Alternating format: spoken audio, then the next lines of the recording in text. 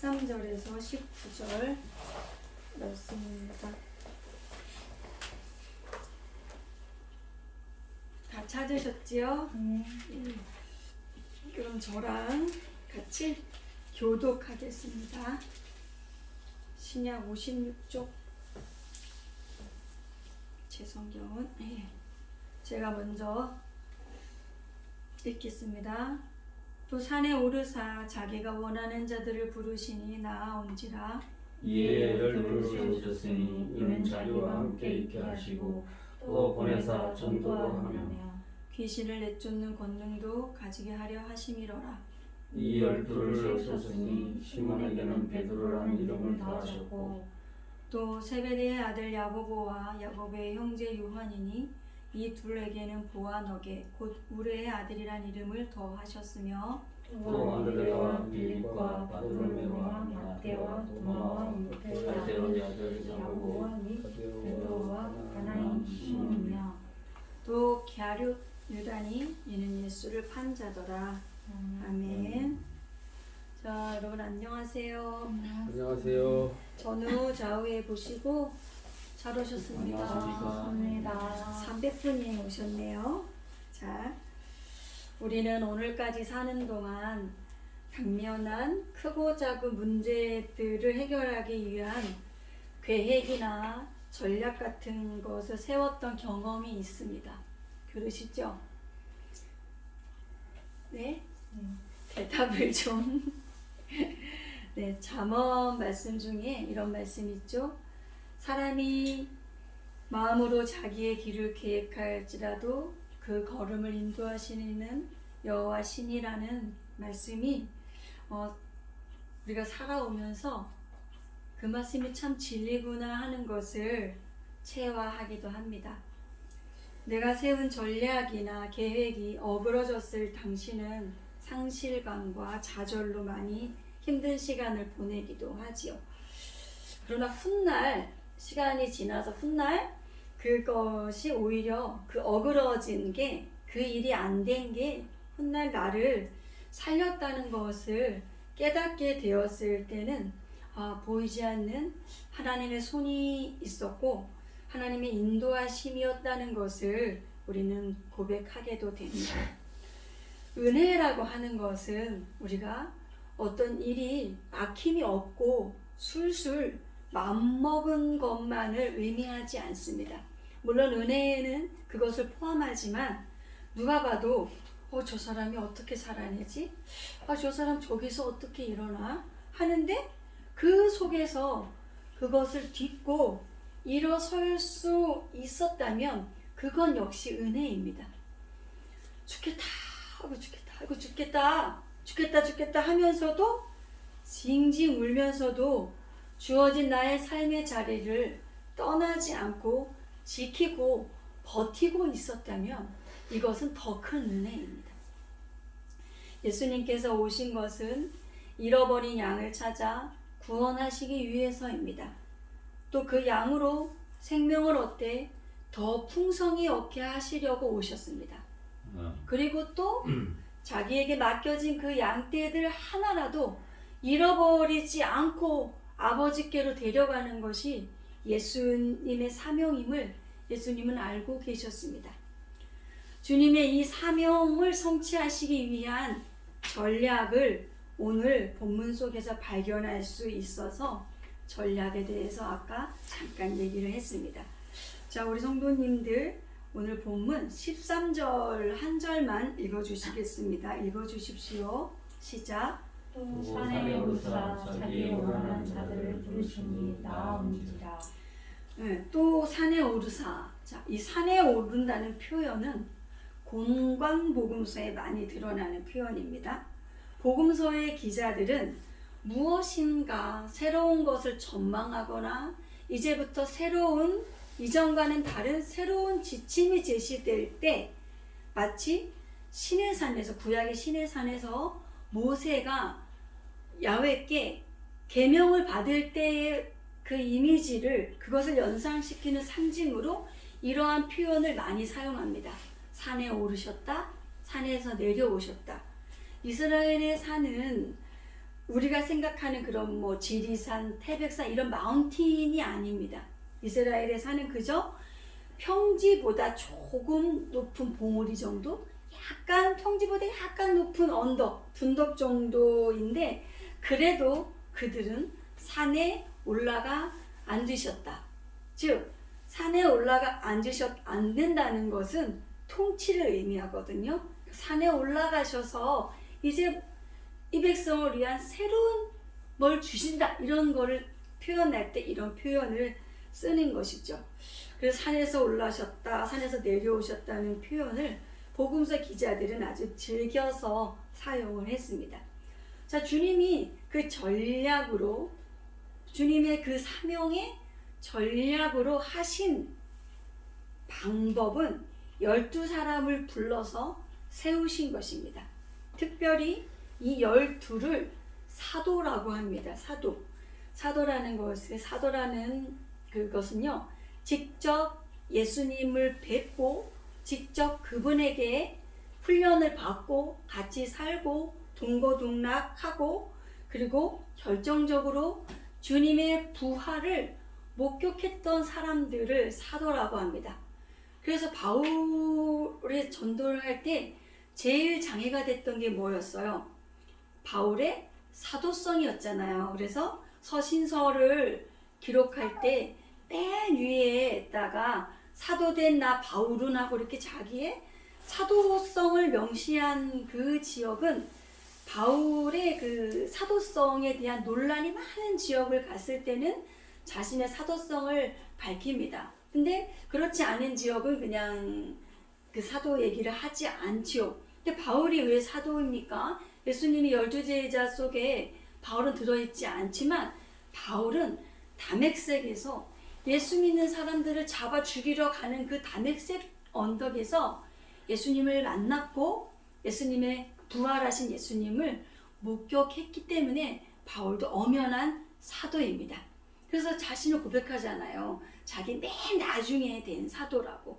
바울 사도가 확실합니다. 그리고 총신대 쪽에 김세윤 박사님 책을 제가 몇 번 봤는데요. 그분이 이 바울의 사도성에 대해서 잘 정리를 해 두셨더라고요. 자, 근데 여러분, 그러면 그런 의미에서 우리는 그럼 저와 여러분은 제자는 맞지만 우리는 사도는 아니죠. 예, 우리는 사도는 아닙니다. 우리 제자이지만 사도의 시대는 지나갔습니다. 이 12은 이스라엘의 12지파를 상징하는 것으로 이스라엘 전체의 회복을 위한 완전함을 의미하기도 합니다. 자, 잃어버린 양을 찾아서 생명을 얻게 더 풍성히 얻게 하고 또 하나라도 잃어버리지 않게 지키려는 이 일을 위해 주님의 전략은 사람을 세우시는 것이었습니다. 그렇죠? 놀라운 것은 그 세우시려는 사람들 중에 놀라운 건 뭐예요? 제가 있다는 거고 여러분이 계시다는 겁니다. 주님의 부르심의 기준은 아무도 모릅니다. 여기서 여기 지금 12명 중에서 불림받은 이 제자들이 면면을 살펴봐도 성질이 어떤 사람은 불같고 덜렁덜렁대고 민족의 독립운동하던 사람도 있었고 세간으로 동족의 고혈을 빨아먹던 사람도 있었고 심지어 이들 중에는 나중에 자기의 스승을 돈에 팔아 넘길 자도 여기 중에 있었습니다. 그저 주님의 기쁘신 뜻대로 불러주셨는데 은혜인 게 뭐냐면 그 중에 저와 여러분이 있다는 것입니다. 자, 부르신 목적에 대해서 세부적으로 친절히 드러내어주고 있습니다. 자, 여러분 잠이 슬슬 오시나 봐요. 자, 14절을 읽어주셔야겠습니다. 여러분 14절 읽어주십시오. 시작. 예, 12를 세우셨으니 이는 자기와 함께 있게 하시고 또 보내사 전도도 하며. 자, 부르신 이유가 나와 있죠. 자, 첫 번째, 자기와 함께 있게 하시고, 함께 한다는 건 본질적인 즐거움입니다. 이것은 창조 때부터 삼위 하나님의 속성이기도 한 건데, 함께 한다는 것은 교회 공동체의 존재 원리입니다. 교회란 그리스도를 머리로 한 유기체적인 공동체이기 때문에 함께 할 때만이 온전히 그리스도의 몸을 이룰 수 있습니다. 교회라는 공동체는 세상의 어떤 조직체보다도 비효율적이고 비생산적일 수 있습니다. 왜냐하면 소외되는 사람 없이 모두 함께 하려다 보니까 이런 일은 나타날 수밖에 없죠. 교회가 뭐를 해서 수익을 창출한다?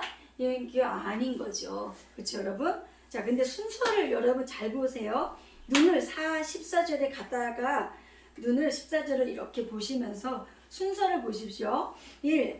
함께 있게 하시고, 그 다음에 보내시는 거예요. 그 다음에 전도도 하며, 또 15절까지 넘어가서 귀신을 쫓아내는 권능도 가지게 하려 함이로라고 이 순서가 있습니다. 근데 여러분, 저 욕심 같아서는, 제 맘 같아서는 이게 맨 끝에 있는 거, 귀신을 쫓아내는 그러한 능을 가장 먼저 저에게 주셨다면, 여러분, 제가 강단에 선지 10년이 다 되어 가지만 이런 능이 제 안에서 발휘가 되었다면 우리 교회가 지금 이런 상태일까요? 어서 오세요. 아이고, 오시느라고 애쓰셨습니다. 올라와서 차분히 앉으세요. 이런 상태일까요? 내면적으로는 어떨지 모르지만 혹시 숫자적으로는 이러지 않았을까? 그 사람 어떻게 생겼나? 라고 한 번이라도 더 와본 사람들이 있지 않았을까 하는 생각이 들었습니다. 근데 여러분, 유대인들의 그 글 쓰는 중요한 습관은 중요한 건 먼저 영향력 있는 거를 먼저 앞에 쓰는 습관이 있습니다.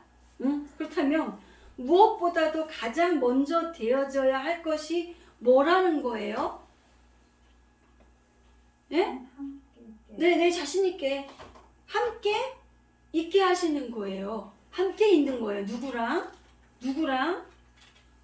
주님과 함께 있는 겁니다. 자, 여러분, 목회자인 제가 하나님과 충분한 시간을 성실하게 하나님 앞에 성실하고 하나님 앞에 진지한 시간을 함께하고 오랫동안 하나님 앞에 머물기를 기뻐했고 하나님과의 관계가 올바로 있었다면 이 교회가, 이 가정이 적어도 지금의 이 모습은 아니었을 거라는 거죠. 저의 옛날 애들 아빠가 하나님과 정말 관계가 올바르고 하나님과 밀접하고 하나님 앞에 바로 서 있었다면 가정을 파탄내는 그런 선택을 하지 않았을 거라는 거죠. 하나님과 함께하지 않았습니다. 한 집안을 보더라도 여러분, 실질적으로 명목상의 가장이 있지만 영적인 가장이 집집마다 있습니다. 먼저 그리스도께 부름받은 사람이 그 집안의 영적인 가장입니다. 그 가장의 우선되는 첫 번째 일은 다른 게 아니라 하나님과 함께 해야 되는 것입니다.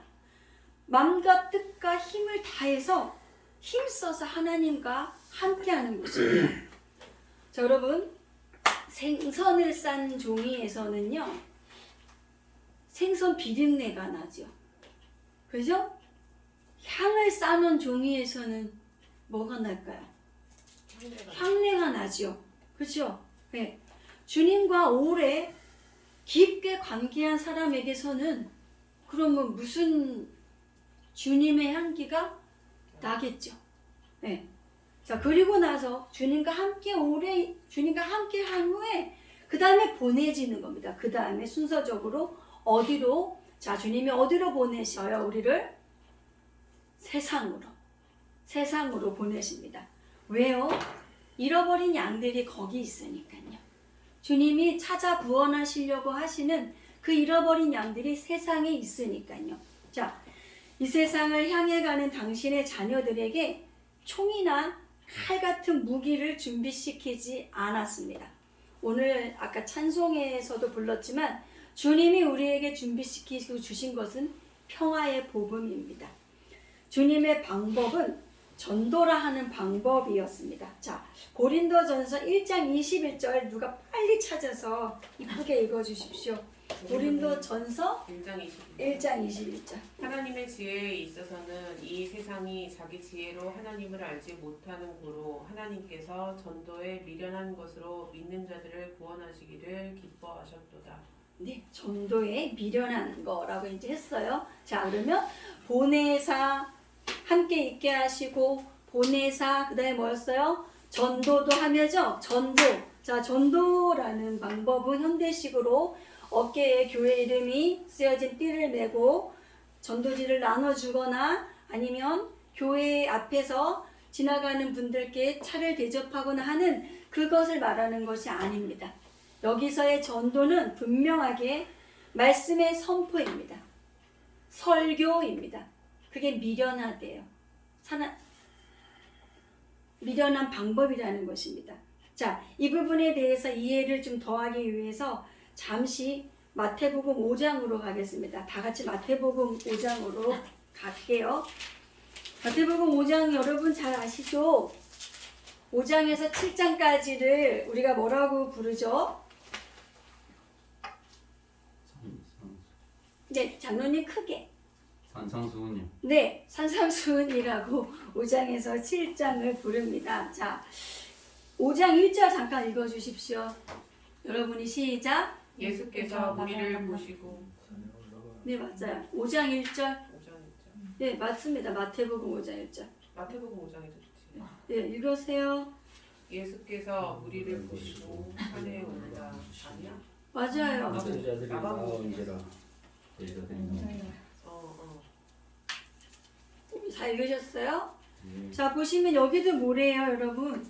바로 적용이 가능하네요. 예수께서 무리를 보시고 산에 올라가 앉으시니, 그쵸? 산에 올라간다는 건 뭐예요? 제가 아까 뭐라 그랬어요? 네? 중요한 말씀. 네, 산에 올라가서 앉으셨다는 이거는 예수님께서 이제 뭔가 중대하고 중요한 새로운 가르침 이런 것을 이제 그런 것을 말씀하시려고 할 때 산에 올라가 앉으신다라는 표현을 복음서 기자들이 쓴다고 했어요. 그리고 이스라엘의 산은 이런 높은 뾰족한 마운틴이 아니라 평지보다 조금 높은 둔덕 정도. 근데 그래도 그들은 산에 올라간다는 표현을 왜 쓰냐면 어떤 이미지를 갖고 왔냐면 구약의 모세가 하나님의 말씀을 시내산에서 받을 때에 그걸 모티브로 해서 그거를 상징하는 모습으로 이런 표현을 복음서 기자들은 즐겨서 썼습니다. 네, 강은혜 성도님 머리에 살짝 복습을 했습니다. 예, 1절 그렇게 나왔죠. 자, 그러면 근데 여러분 보세요. 5장에서 7장까지를 산상수훈이라고 하는데 이 산상수훈은 주님의 공식적인 첫 설교예요. 공식적인 첫 설교인데 그 첫 설교의 첫 메시지는 뭐에 대한 것이었어요? 복 있는 사람. 네, 복에 대한 것이었어요. 여러분 2000년 전이나 지금이나 사람들의 초미의 관심은 복이었나 봅니다. 복. 그때도. 그리고 그 복에 대한 기준이 지금과 크게 다를 바 없었던 것이 분명한 것 같습니다. 그쵸? 그래서 니네가 알고 있던 건 그건 복이 아니야. 이 새로운 복. 이제. 그래서 팔복에 대해서 예수님 먼저 선포를 하시고 이 팔복에 대해서는 저든 우리 성원아 목사님이든 저는 마가복음을 이제 끝나고 나면 이렇게 같이 나누도록 하겠습니다. 자, 일명 팔복이라고 이름한 이 새로운 복에 대해서 선언을 하시고 그리고 오늘 이제 우리가 제가 함께 나눌 마태복음 5장 13절에서 16절까지를 같이 보도록 하겠습니다. 4절, 4절이죠. 13, 14, 15, 16. 자, 그럼 자매님들과 형제님들이 나눠서 교독하겠습니다. 우리 마태복음 5장 13절 우리 자매님들이 먼저 레이디 퍼스트 해주세요. 너희는 세상의 소금이니 소금이 만일 그 맛을 잃으면 무엇으로 짜게 하리요. 후에는 아무 쓸데없어 다만 밖에 버리워 사람에게 밟힐 뿐이니라. 너희는 세상의 빛이라 산 위에 있는 동네가 숨기우지 못할 것이요 사람이 등불을 켜서 말 아래 두지 아니하고 등경 위에 두나니 이러므로 집안 모든 사람에게 빛이 느니라. 이와 같이 너희 빛을 사람 앞에 비치게 하여 저희로 너희 착한 행실을 보고 하늘에 계신 너희 아버지께 영광을 돌리게 하라. 아멘. 자, 우리를 함께 계시고 우리를 보내셨는데 그 보내시는 곳이 세상이라 그랬죠. 하나님 잃어버린 자들이 거기 있으니까 세상으로 우리를 보내셨어요. 그리고 그 읽으신 말씀대로 그 세상의 소금, 세상의 빛이라고 우리의 정체성에 대해서 선언하십니다. 말씀을 자세히 들여다보면 너희가 소금이 되어라, 빛이 되어라가 아닙니다. 이미 소금이고 이미 빛이라는 것입니다. 우리의 존재 방식에 대해 말씀하십니다. 소금으로, 빛으로. 자, 그러기에 소금의 역할과 기능을 세상에서 하라는 것이고 빛의 일을 세상에서 하라는 건데 그래 여러분 소금의 대표적인 기능이 뭐가 있겠어요? 방부제. 부패를 방지하고 그 다음에 맛 조절. 맛을 내고 빛은요?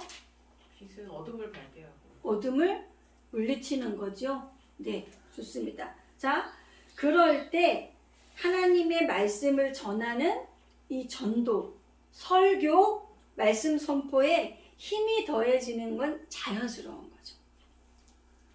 순서적으로 자, 비그리스도인 100명이 그리스도를 믿는다고 할 때 여러분 그 중에 한 명 정도는 이 성경을 보고 와, 이 진리하고 예수님을 그리스도인이 된다면 나머지 99명은 그리스도인들이 사는 모습을 보고 그리스도인이 된다고 합니다. 우리들이 사는 모습을 보고. 여러분, 우리는 흙입니다. 흙, 그죠? 우리 흙으로 만들어진 질그릇입니다. 연약하여 깨지기 쉬운 존재입니다. 그러나 우리가 세상 무엇보다 존귀한 이유는 이 질그릇 속에 보배로우신 예수님이 담겨있기 때문입니다. 우리 인생은 질그릇이 은그릇되고 은그릇이 금그릇되는 고지론적인 투쟁의 삶이 아닙니다. 우리는 그저 항상 흙 질그릇입니다. 우리의 인생의 복은 질그릇인 내가 부서질수록 깨어질수록 내가 부서지고 내가 깨어지면 그 속에 담겨있는 예수 그리스도께서 드러나게 됨에 있습니다. 오늘 본문은 첫 제자들을 부르신 내용입니다. 마가 기자가 복음서를 시작할 때 이 12 제자를 뽑지 않고 이들의 임명을 이 본문을 여기에 위치를 시켰습니다. 그동안 마가복음을 돌이켜보면 어땠어요, 여러분? 예수님이 병도 고치고, 그렇죠? 귀신도 쫓아내주고 하면서 지금 유대 전역으로 예수님의 소문이 퍼져가고 있었죠. 저랑 마가복음 한 거 잘 생각해 보세요. 네, 퍼져가고 있고 예수님의 소문과 인기가 높아짐에 따라 반대쪽 유대 종교 지도자들도 예수님을 이제 잡아야겠다는 이런 갈등, 그죠? 환호와 핍박이 이제 이 갈등이 되는 그 시점에 제자들을 부르신 기록이 기록되어 있다는 겁니다. 어쩌면 우리가 제자가 된다는 것은 환호와 핍박이 예수님의 제자가 되면 우리를 환호하고 핍박하는 것이 있다는 것을 미리 알려주는 것이고 또 이 둘 사이 핍박과 한호 사이에 이 둘 사이의 긴장을 견뎌내는 게 제자의 삶인 것을 알려주고 싶었던 건 아닐까. 제 생각이었습니다. 본문이 왜 여기에 있지? 하면서 생각해 봤습니다. 자, 이제 말씀을 맺도록 하겠습니다. 자, 여러분, 노래하시는 거 좋아하세요? 장로님, 노래하시는 거 좋아하세요? 듣는 걸 좋아해요. 성원아 목사님은요? 듣는 거 하는 거 다 좋아해요. 그럼 좋아하시는 겁니다. 네. 강은혜 선배님은요? 다 좋아하는 거 같아요. 정혜영 선배님은요? 네. 네. 저는 자타가 인정하는 음치라 노래하는 것은 주로 혼자 있을 때 합니다. 하지만 전 음악을 좋아하는 사람입니다. 그리고 음악인들을 존경하고 많이 부러워합니다. 저렇게 나도 하고 싶다. 부러워합니다. 저는 가요도 잘 듣고요. 가요는 세상의 음악이라서 안 듣거나 그렇지 않습니다. 저는 가요도 잘 듣습니다. 그리고 악기 중에는 첼로 연주를 좋아합니다. 요즘에 싱어게인 2가 다시 시작을 했더라고요. 그런 인재 발굴 프로그램도 잘 봅니다. 근데 몇 년 전인가 이런 프로가 있었어요. 지금도 있는지 모르겠어요. 불후의 명곡. 지금도 해요? 어휴, 하군요. 지금도. 불후의 명곡이라는 프로가 있는데 가요계 대선배님들의 노래를 후배 가수가 그거를 이제 부르는 프로그램입니다. 그죠? 그때 제가 기억이 났던 게 불후의 명곡에서 조용필의 무대였습니다. 그때 조용필을 존경하는 후배 가수들이 조용필의 히트곡들을 나와서 이렇게 부르는데 그때 김종서라는 가수가 노래를 부르고 났습니다. 노래를 부르고 나면 이제 선배님이 평을 해주시잖아요. 그 무대에 대해서 어땠다고. 용필이 아저씨가 그 말씀이 많은 분은 아니신 것 같잖아요. 근데 그 조용필이 이렇게 말했어요. 그 김종서한테 종서 씨는 참 나를 많이 닮았어. 응? 종서 씨는 나를 참 많이 닮았어. 그러니까 그렇게 이 말을 하니까 김종서가 눈물을 펑펑 흘리는 거예요. 자기를 닮았다고 하니까 다 큰 어른이 눈물을 막 뚝뚝뚝뚝 흘려 감격해서 그러니까 자신이 존경하는 선배님의 노래를 부를 수 있었던 것도 영광인데 그 선배님께서 자기를 닮았다고 하니까 그 감격이 엄청 컸나 봐요. 그죠?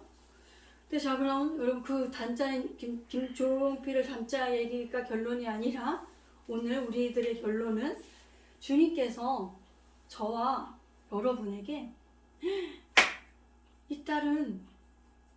이 아들은 정말 나를 많이 닮았네. 정말 나를 많이 닮았어 하신다면 어떨까요? 적어도 내가 그렇게 주님을 닮아야겠다는 이런 거룩한 욕심은 가져봐야 되지 않을까요? 아니에요? 네. 자, 도대체 뭘로? 자, 마지막 한 절 보겠습니다. 마태복음 5장 16절 읽어주십시오. 16절 시작. 이같이 너희 빛을 사람 앞에 비치게 하여 저희로 너희 착한 행실을 보고 하늘에 계신 너희 아버지께 영광을 돌리게 하라. 네. 아멘. 너의 빛을. 자, 여기서 여러분 우리가 비추어야 할 빛은 주님의 빛입니다. 주님 빛입니다. 다른 태양의 빛을 온몸으로 받았다가 우리에게 은은하고 아름다운 달빛을 선사하죠. 다른 빛을 태양빛을 반사해서 우리에게 줍니다. 우리도 주님의 빛을 세상에 반사하여 드러내는 것입니다. 우리에겐 빛이 없어요. 우리에게 나왔습니다. 우리가 비춰야 될 빛은 주님 빛입니다. 자, 여러분 우리 그래서 저와 여러분의 한국은 구정이 있는 게 참 감사한데 또 이 새로운 구정으로 새해를 맞아. 또 저와 여러분의 삶이 주님을 많이 닮은 그러한 영적인 욕심을 좀 내고 애쓰는 그러한 저와 여러분이 되기를 축원하고 축복합니다. 아멘. 기도하시겠습니다.